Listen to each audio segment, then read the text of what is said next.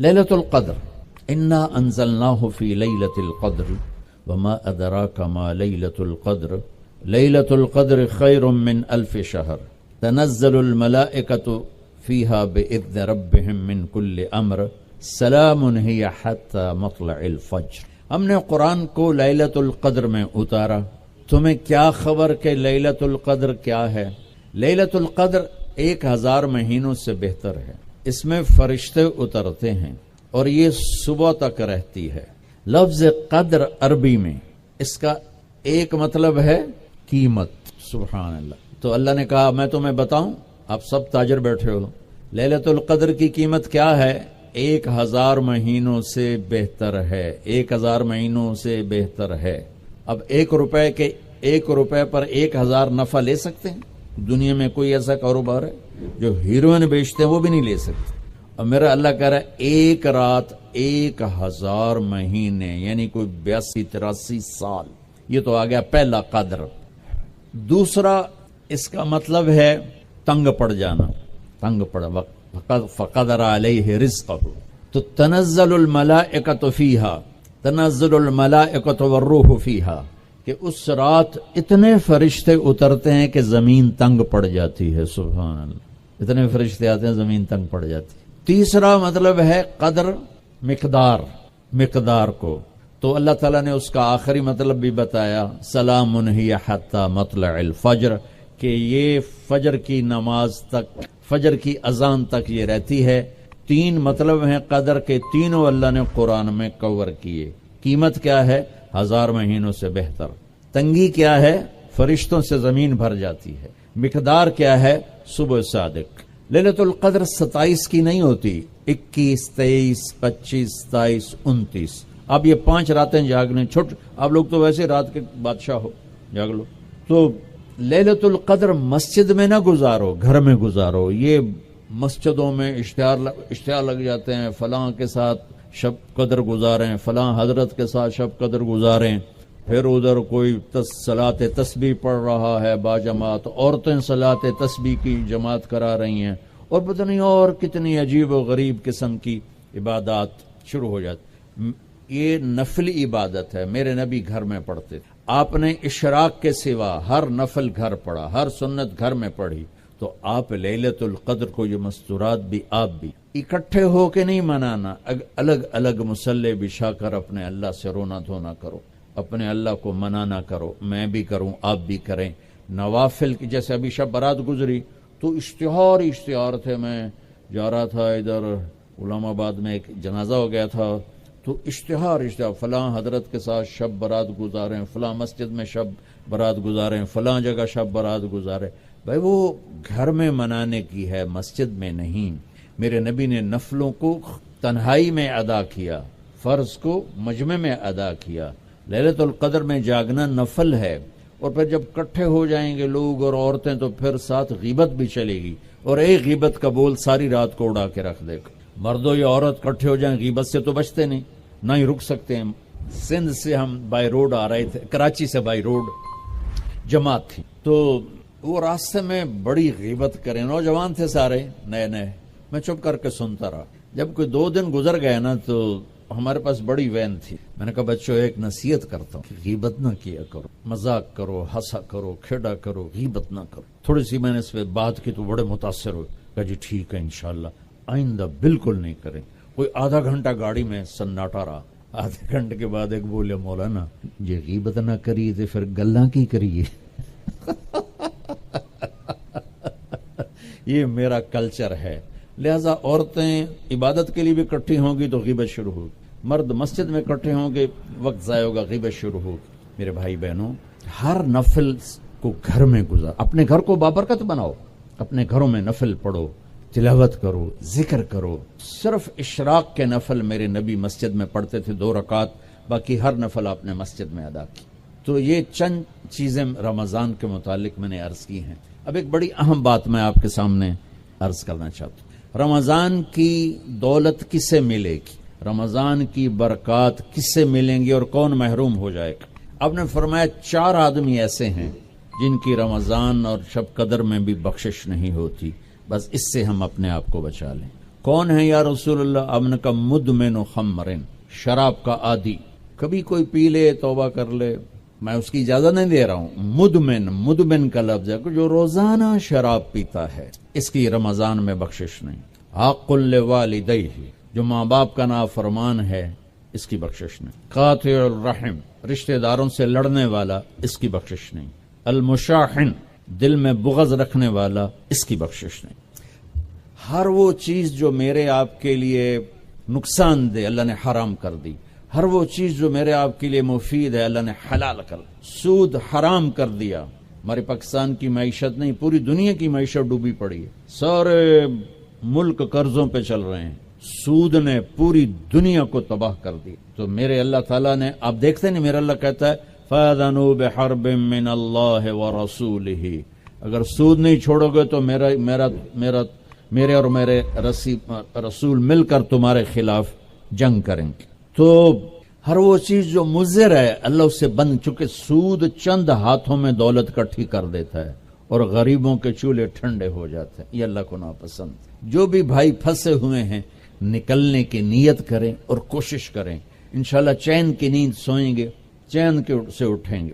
ایک عبد الرحمن بن عوف کے 4 اصول بتا دیتے ہوں، سب تاجر بیٹھے ہو، اور وہ صحابہ میں سب سے مالدار ہستی تھے۔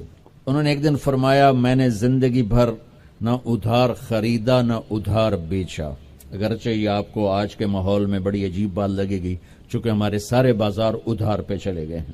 انہوں نے نہ کبھی ادھار خریدا نہ ادھار بیچا، تو کتنا سکون ہو گیا، آرام سے سو رہے ہیں۔ اب ہماری تجارت میں ادھار خرید رہے ہیں، ادھار بیچ رہے ہیں، کبھی وہ تنگ کرتا ہے کبھی یہ تنگ کرتا ہے۔ تو ایک اس موبائل نے تباہی پھیر دی، باقی کسر اس نے پوری کر دی، ٹوائلٹ بھی فون سن دے بیٹھے۔ کبھی سٹاک نہیں کیا مال کو، کبھی سٹاک نہیں کیا، جو ہی نفع ملا فوراً بیچ دی۔ تو ادھار خریدا نہیں، ادھار بیچا نہیں، 2، کبھی سٹاک نہیں کیا، 3، اور کبھی سودے کا عیب چھپایا نہیں۔ اس میں کوئی عیب ہے بتا دیا، آپ اس پہ آ جائیں، آپ کو شروع میں مشکل ہوگی، اس کے ساتھ سچائی اور دیانتداری کو جوڑ دیں، اللہ کی قسم آپ کا سوتر منڈی جانا بھی عبادت بن جائے گا، آپ کا مل میں جانا بھی عبادت بن جائے گا اگر آپ اپنے تجارت کے ساتھ سچائی اور دیانتداری کو لے آتے۔ تو اللہ نے شراب حرام قرار دی کہ یہ تباہ کر دیتی ہے، ساری برائیوں کی جڑ ہے۔ تھوڑا سا اوپر دیکھیں قرآن کیا کہتا ہے، اللہ تعالیٰ کہتا ہے یہاں نہ پی، تو مجھ سے قرآن سن، کیا ان الابرار یشربون من کاس کان مزاجها کافورا عینا یشرب بها عباد اللہ یفجرونها تفجیرا یوفون بالنذر ویخافون ویطعمون الطعام على حبه مسکینا ویتیما واسیرا انما نطعمکم لوجه اللہ لا نرید منکم جزاء ولا شکورا انا نخاف من ربنا یوما عبوسا قمطریرا فوقاهم اللہ شر ذلك اليوم ولقاهم نظرة وسرورا وجزاهم بما صبروا جنة وحريرا متكئين فيها على الأرائك لا يرون فيها شمسا ولا زمهريرا ودانية عليهم ظلالها وذللت قطوفها تذليلا ويطاف عليهم بآنية من فضة وأكواب كانت قوارير من فضة قدروها تقديرا ويسقون فيها كأسا كان مزاجها زنجبيلا عينا فيها تسمى سلسبيلا ويطوف عليهم ولدان مخلدون إذا رأيتهم حسبتهم لؤلؤا منثورا وإذا رأيت ثم رأيت نعيما وملكا كبيرا عاليهم ثياب سندس خضر واستبرق وحلوا أساور من فضة وسقاهم ربهم شرابا طهورا إن هذا كان لكم جزاء وكان سعيكم مشكورا۔ یہ سورہ دہر کی 16 آیات ہیں، ان میں اللہ نے صرف ایک نعمت کو ہائی لائٹ کیا ہے، وہ ہے شراب، اور 3 درجے بتائے ہیں کہ جو نیک لوگ ہیں وہ شراب پئیں گے، خود اٹھا کے سراہی اٹھائیں گے، جام میں ڈالیں گے، پئیں گے، بوفے سسٹم، بھائی آپ پہ پاؤ تو آپ پہ کھاؤ، ہیں ان کے بھی نوکر، لیکن اللہ کیٹیگرائز کر رہا ہے کہ جو نچلا درجہ ہے وہ خود اٹھا کے پی رہے ہوں گے، کافوری ہوگی۔ وَيُسْقَوْنَ فِيهَا كَأْسًا كَانَ مِزَاجُهَا زَنْجَبِيلًا، اس سے جو اوپر والا درجہ ہے انہیں زنجبیل کی شراب پلائی جا رہی ہوگی. پلانے والے کون ہیں؟ ولدان مخلدون، خوبصورت خدام نوکر. پلانے والے کون ہیں؟ اب یہ تو اتنی مستورات بیٹھی ہیں، جنت کے حوریں، وہاں سوکن پڑا کوئی نہیں ہوگا، خوش رہو. اور میرے نبی نے فرمایا تمہیں پتا وہ کن ہاتھوں سے تمہیں جام پکڑائیں گی کہ اگر اس کے ہاتھ کی انگلی کا یہ فنگر ٹپ سورج کو دکھا دیں تو سورج نظر نہیں آئے گا. ان ہاتھوں کے ساتھ وہ تمہیں جام پیش کریں گے. ایک وی جیسے آپ سب وی آئی پی بیٹھو نا، باجی ممبر ہی آ سکتے ہیں اور کوئی نہیں آ سکتا، تو یہ وی آئی پی ہو گئے. تو ایک اللہ کی جنت میں وی آئی پی لوگ ہیں. وہاں کیا ہے؟ وَسَقَاهُمْ رَبُّهُمْ شَرَابًا طَهُورًا. اللہ تعالیٰ کہہ رہا ہے وہاں تیرا رب خود تجھے پلائے گا. تو اللہ نہ کرے کسی میں یہ عادت ہو. ہے تو آنے والا رمضان ہے بھائی، توبہ کر. دوسری جو چیز ہے نا، اس کے لیے جو اللہ نے لفظ استعمال کیا وہ بڑا خوفناک ہے. حق لوالدیہ. اللہ تعالیٰ اپنے بارے میں کہتا ہے من یعص اللہ ورسولہ، جو میرے اور میرے رسول کی نافرمانی کرتا ہے. اور آق ہوتا ہے ذرا ویکھیا جائے، اس کو میں نے اتنا چیر دیا ہے کہ یہ جڑ نہیں سکتا. دیکھ لیا آپ نے؟ وہ کوئی بول لو تو صحیح، ہاں ٹھیک، یہ اب جڑ نہیں سکتا، کسی اتنا پرزے کر دیا ہے. آقا کہتے ہیں کسی کو پرزے کر دیں، چیر کے رکھ دیں. تو یہاں بڑا خوفناک لفظ اللہ نے نبی نے استعمال کیا کہ جو اپنے ماں باپ کے دلوں کے ٹکڑے کر دے، جگر کو جلا کے رکھ دے، اس کم بخت کی پورے رمضان میں بخشش نہیں ہو. کبھی آواز اونچی ہو جانا فطرت ہے، کبھی سخت بول جانا فطرت ہے. انسان ہیں، بشر ہیں، بچے بھی اکھڑ جاتے ہیں. لیکن ایک وہ ہے بندہ جس نے اپنے ماں باپ کے دل کو جلا کے رکھ دیا. ہمارے قریبی پڑوسی ذمہ دار تھے، میرے والد صاحب کے تعلق والے، فوت ہو گئے. مجھے ملنے آئے، کہنے لگے بیٹا ہمارے بیٹے نے ہمیں اتنا تنگ کر دیا ہے، وہ آگ میں جل رہا ہو تو ہم میاں بیوی اس کے لیے دعا نہیں کریں گے کہ یا اللہ انہوں بچا لے.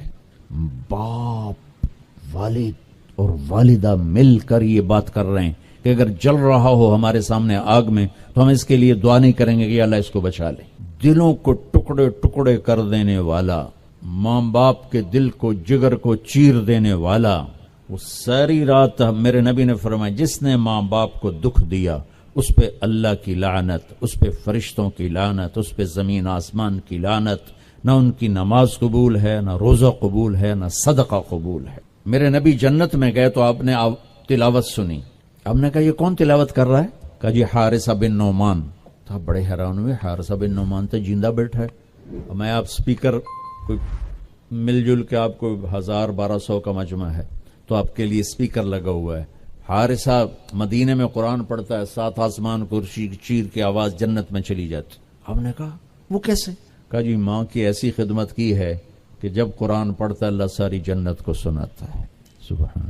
اور آپ کو قرآن سے بتاؤں، وَقَضَى رَبُّكَ أَلَّا تَعْبُدُوا إِلَّا إِيَّاهُ.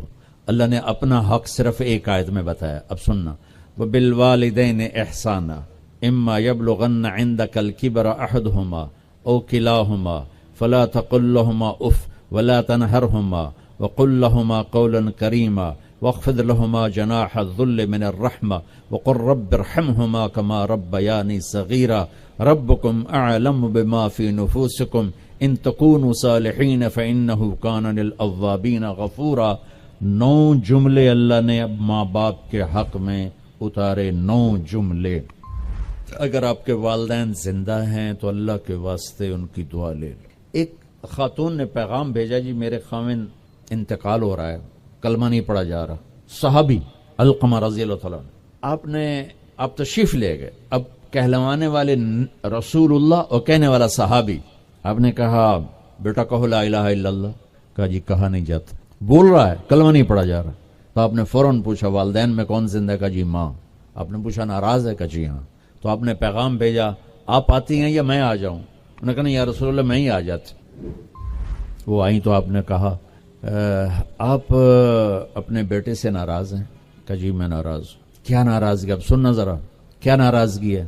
کہا یا رسول اللہ کوئی گلہ نہیں اس کے دین کا، راتوں کو اٹھ کے تہجد میں قرآن پڑھتا ہے، دن میں روزے رکھتا ہے، لیکن جب بھی مجھ سے بات کرتا ہے تو بڑی بدتمیزی سے کرتا ہے، اوکھا ہو کے بولتا ہے، تو اس سے میرا دل ٹوٹ گیا ہے. آپ نے فرمایا معاف کر دو. تو وہ اتنی دکھی تھی، اللہ کے نبی کے کہنے پر بھی کہا یا رسول اللہ میرا جی نہیں چاہتا میں اسے معاف کروں۔ آپ نے فرمایا اگر میں اسے آگ میں جلاؤں تو سفارش کرو گی؟